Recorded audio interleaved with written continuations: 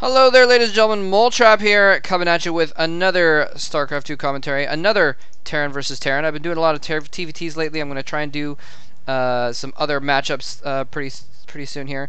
Anyway, this is, as you can see at the bottom here, TLO versus Nada. Yes! Oh my god! Nada also playing StarCraft 2. He's recently signed on with the OGS clan. And that's very exciting. OGS is the clan that the Team Liquid is actually in partnership with. So very soon, TLO may actually be in the same house as Nada. Anyway, so Nada has recently switched over to StarCraft 2. He kind of made it official. He announced it. He resigned his StarCraft 1 pro gaming license, and so here he is in StarCraft 2. And I believe he qualified for the GSL2. Don't quote me on that. You know what? Actually, let me even go check that real quick just to make sure. Okay, never mind. Apparently he's not qualified one way or the other. I looked at the listings, and I don't know if he's even participating in the GSL2, so never mind. But I must have been thinking of just other players who qualified. By the way, unfortunately, we will not actually be seeing July Zerg in the GSL2. He failed to qualify in the prelims. As did not Tester. Tester didn't qualify either. But either way, like I said, Nada joining the OGS clan team, one of the top StarCraft 2 teams right now.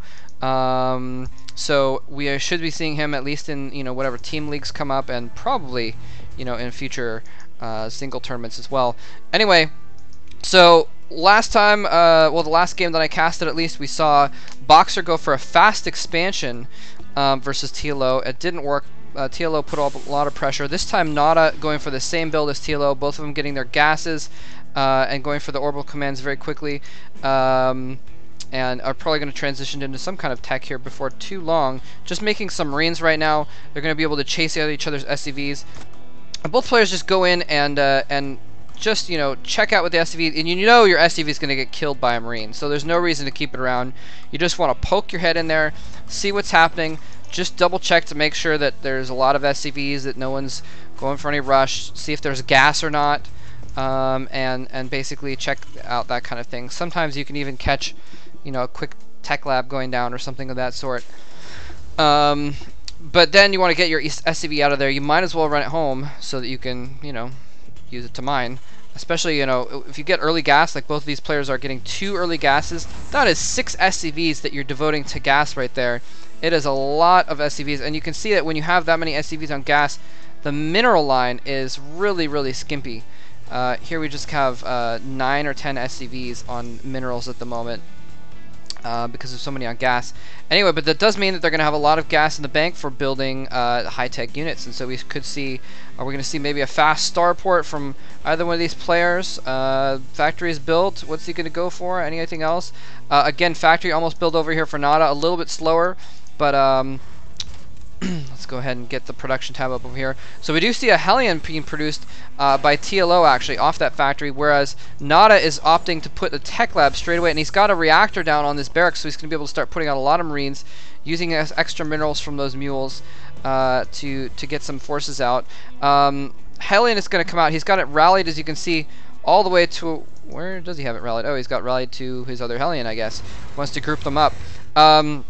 I didn't see he had a first Hellion out. I don't think that Hellion's going to be able to do much good. It can't bust up this ramp with this many Marines here. He's just going around, though, at the moment and checking both of these Zone-Logger watchtowers to see if there's any SCVs or Marines there that he can get some free kills for.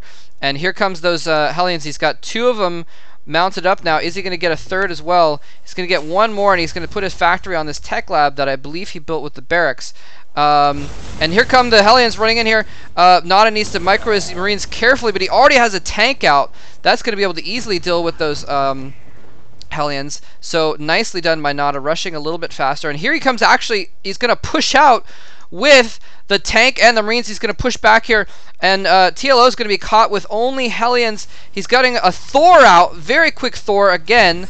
I know quick is a relative term because you do have to get the armory up and the factory with the tech lab, but still very quick comparatively, getting a Thor out there.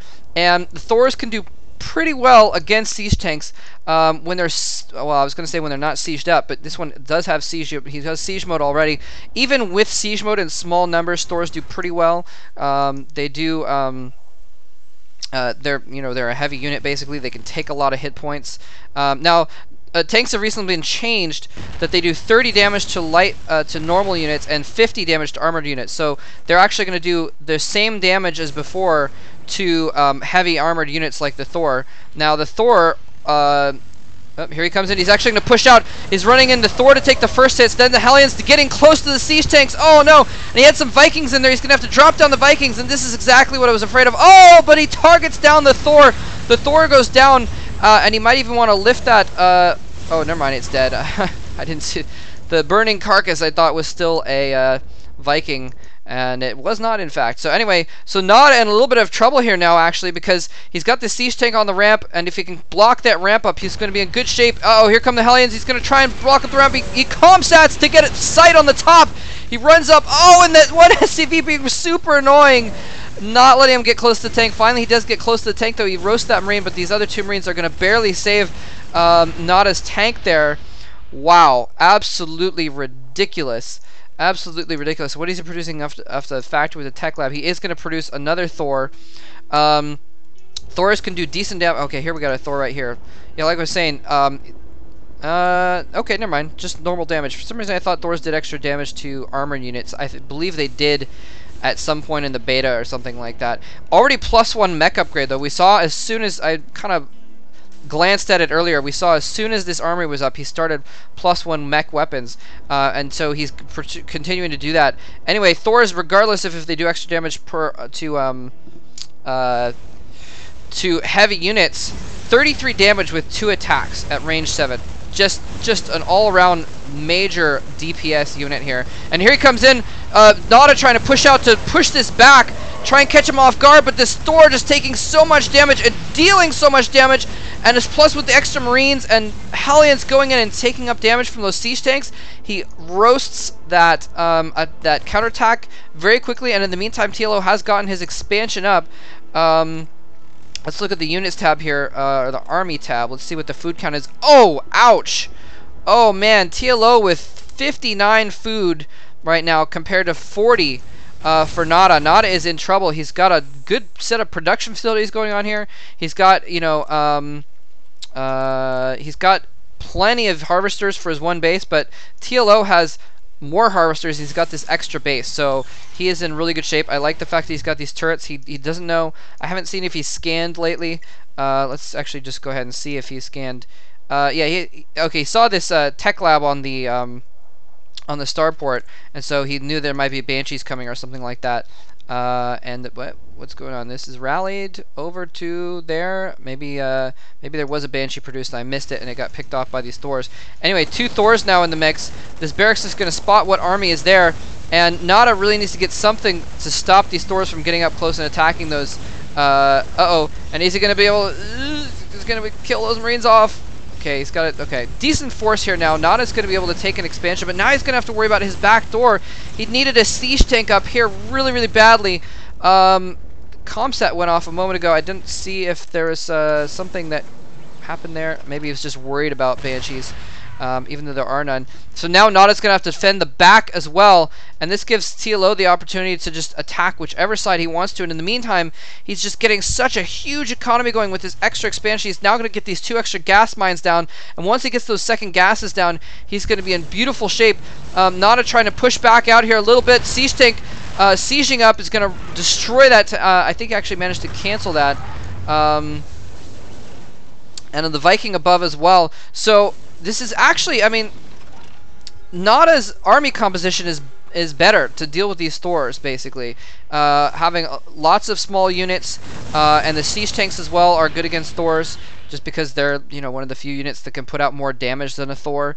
And if you've got them in siege mode, they're pretty good at roasting Thors before, well, not exactly roasting, I guess, but before they can get up close. Anyway, here he's sieging up. The Thor's going in before siege mode. Siege mode goes down. He's now hopefully targeting those Thors. It looks like he is trying to target the Thors, but oh, they're just so strong. so strong, and it looks like the siege tanks were not properly targeting the Thors. They were targeting the units in front, and not a GG's. Wow, and leaves the game. TLO taking the win just with some fast Thor play, and I'm really actually surprised, you know. I haven't seen a ton of this stuff yet, but I'm surprised that those Thors did that well against the siege tanks, and I think part of it is because Nada did not wait to get a bunch of siege tanks. She kept pushing out with like 3 siege tanks and losing them, and pushing out with 3 siege tanks and losing them, and then in this case tried to push up and get a contain going with these 3 siege tanks and losing them. And at this point, Nada knew that there's an expansion over here, and that he didn't have his own expansion nearby, and that there was still, well, 3 huge Thors in play. So left the game. So, and I like this Viking here. Just to kind of come alongside. It's a pretty good move there, because the Thors, well, actually, never mind. They have a decent range against, well, they have an excellent range against Terra, actually. Range 10. I was thinking that the Vikings were going to be needed above, just in case, you know, chase down any Banshees or anything like that. But, never mind. Thors can handle it themselves. Anyways, hope you guys enjoyed this game. Thanks very much for watching, and it is really, really exciting to see some of the greats, some of the absolute legends of Brood War playing StarCraft 2, win or lose. So, GG, thanks for watching.